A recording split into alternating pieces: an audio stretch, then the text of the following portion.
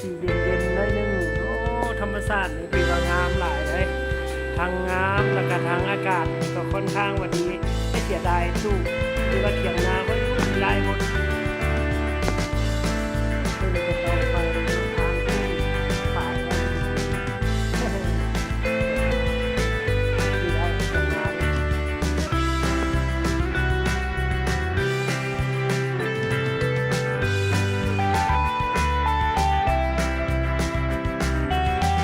ในบ้านค่อยเนาะมีการเริ่มปลูกบ้านทำมา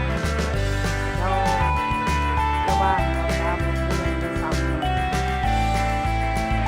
เรื่องของค่อยกำลังปลูกข้าวบ้าน